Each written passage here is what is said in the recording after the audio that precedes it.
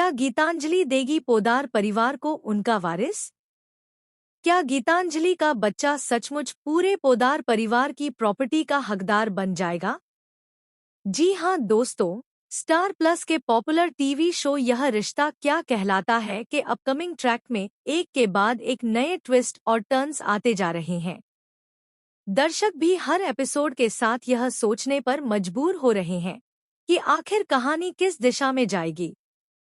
जैसा कि आप देख ही रहे होंगे, इस वक्त शो में गीतांजलि का ट्रैक बेहद हाईलाइट हो रहा है। मायरा को लेकर गीतांजलि की दीवानगी अब धीरे धीरे खतरनाक मोड़ पर पहुंच चुकी है। मायरा, जो कभी गीतांजलि के बेहद करीब थी, अब पूरी तरह से अभीरा की तरफ झुक चुकी है। मायरा बार बार अभीरा को अपनी मां बुलाती है और जब भी उसे किसी तरह का डर या परेशानी होती है तो वह सबसे पहले अभीरा को याद करती है। यही चीज गीतांजलि के लिए सबसे बड़ा झटका है। इनफैक्ट, जब गीतांजलि मायरा के स्कूल पहुंचती है और देखती है कि मायरा अब हर जगह अभीरा को लेकर पजेसिव हो गई है, तो उसके पैरों तले जमीन खिसक जाती है। उसे लगता है कि जिसके लिए उसने इतनी चालें चली, इतनी साजिशें की, वही मायरा अब उसके हाथ से फिसल चुकी है। गीतांजलि को यह एहसास हो चुका है कि मायरा का प्यार और भरोसा वापस पाना अब आसान नहीं है। इसी टूटे हुए रिश्ते और जलन की आग में जलती हुई गीतांजलि अब शायद कोई बड़ा कदम उठाने वाली है। यही कारण है कि फैंस के बीच चर्चा तेज हो गई है कि क्या गीतांजलि अरमान के साथ बेबी प्लान करेगी, क्योंकि पोद्दार परिवार के लिए वंश और वारिस का मुद्दा हमेशा से ही बड़ा अहम रहा है। अगर गीतांजलि का बच्चा सचमुच इस दुनिया में आता है, तो निश्चित ही उसकी जगह मायरा के मुकाबले कहीं ज्यादा मजबूत हो सकती है। अब बड़ा सवाल यह है कि अगर गीतांजलि का बच्चा पोद्दार परिवार का वारिस बनता है, तो क्या मायरा और इस बच्चे के बीच कोई कंपटीशन खड़ा होगा? क्या दोनों के बीच प्रॉपर्टी और हक की जंग शुरू हो जाएगी? और क्या पोद्दार परिवार में दरार पड़ सकती है?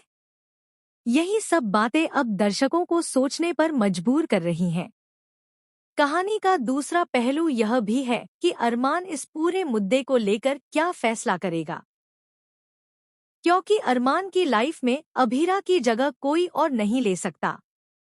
लेकिन अगर गीतांजलि सच में बेबी प्लान करती है और यह खबर पूरे परिवार को मिलती है, तो पोद्दार परिवार में भूचाल आना तय है।